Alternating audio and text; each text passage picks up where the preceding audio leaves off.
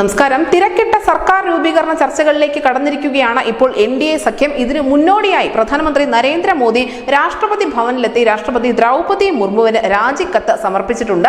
അടുത്ത സർക്കാർ രൂപീകരണത്തിന് മുന്നോടിയായാണ് പ്രധാനമന്ത്രി നരേന്ദ്രമോദി രാജിക്കത്ത് നൽകിയിരിക്കുന്നത്. എന്തായാലും സത്യപ്രതിജ്ഞ 8-ാം തീയതി എന്നുള്ള ചില സൂചനകൾ കൂടി പുറത്തു വരുന്നുണ്ട്. അതിനൊപ്പം തന്നെ NDA സഖ്യത്തിന് വലിയ ആശ്വാസമാകുന്നു. കാരണം നിതീഷ് കുമാറും നായിഡുവും ഈ യോഗത്തിൽ പങ്കെടുക്കുന്നുമുണ്ട്.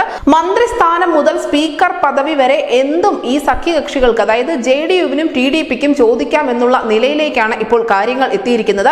അതേസമയം മാധ്യമങ്ങളുടെ ചോദ്യങ്ങൾക്കൊക്കെ നിതീഷ് കുമാർ മൗനം പാലിക്കുകയാണ്. സർക്കാർ ഉറപ്പായും രൂപീകരിക്കുമെന്നുള്ള ഒരു പ്രതികരണം മാത്രമാണ് അദ്ദേഹത്തിന്റെ ഭാഗത്ത് നിന്നും ഉണ്ടായിരിക്കുന്നത്.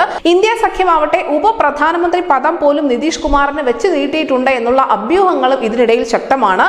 അതേസമയം തന്നെ ചിരാഗ് പാസ്വാൻ അടക്കമുള്ള എല്ലാ നേതാക്കളും NDA യോഗത്തിൽ പങ്കെടുക്കുമെന്നുള്ള സ്ഥിരീകരണം കൂടി വരുന്നുണ്ട്. അതേസമയം അജിത് പവാർ ഈ യോഗത്തിൽ പങ്കെടുക്കുന്നില്ല. നിലവിൽ നിതീഷ് കുമാറിന്റെ ഉപാധി എന്ത് എന്നുള്ള കാര്യം വ്യക്തമല്ല എങ്കിൽ പോലും നായിഡുവുമായി ബന്ധപ്പെട്ട ചില സൂചനകൾ പുറത്തു വരുന്നുണ്ട്. ആന്ധ്രയ്ക്ക് പ്രത്യേക പദവി വേണം എന്നുള്ള ആവശ്യത്തിനൊപ്പം തന്നെ ആഭ്യന്തര മന്ത്രി സ്ഥാനം ചോദിക്കാനാണ് ചന്ദ്രബാബു നായിഡുവിന്റെ തീരുമാനം എന്ന തരത്തിലുള്ള ചില അഭ്യൂഹങ്ങളുണ്ട്. ഇതൊക്കെ ആന്ധ്രാപ്രദേശിൽ നിന്നുള്ള ചില പ്രാദേശിക മാധ്യമങ്ങൾ റിപ്പോർട്ട് ചെയ്യുന്നുമുണ്ട്. അപ്പോൾ പിന്നെ ആന്ധ്ര മുഖ്യമന്ത്രി പദം ആർക്ക് എന്നുള്ള ചോദ്യത്തിനും കൃത്യമായ ഉത്തരം നായിഡുവിന്റെ പക്കലുണ്ട്. കാരണം മകൻ നരാ ലോകേഷിനെ മുഖ്യമന്ത്രിയാക്കാനുള്ള സാധ്യതകൾ അവിടെ നിലനിൽക്കുന്നുണ്ട്. മംഗൽഗിരി നിയമസഭാ മണ്ഡലത്തിൽ നിന്നും മിന്നുന്ന വിജയം തന്നെയാണ് നരാ ലോകേഷ് സ്വന്തമാക്കിയിരിക്കുന്നത്. വഴങ്ങിയില്ല എന്നുണ്ടെങ്കിൽ ആന്ധ്രയിലെയും തെലങ്കാനയിലെയും BJP MPമാരെ അടർത്താനുള്ള ചില നീക്കങ്ങൾ കൂടി നായിഡുവിന്റെ ഭാഗത്തു നിന്ന് ഉണ്ടായേക്കാം എന്നുള്ള വിവരങ്ങളും പുറത്തു വരുന്നുണ്ട്.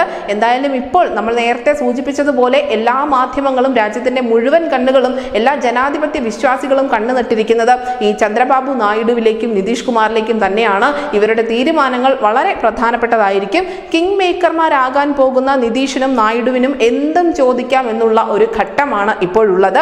ഇപ്പോഴല്ലെങ്കിൽ പിന്നെ എപ്പോൾ എന്നതാണ് ഇവരുടെ അണികൾ രാജ്യത്തോട് ചോദിക്കുന്ന ചോദ്യം. News desk news India Malayalam.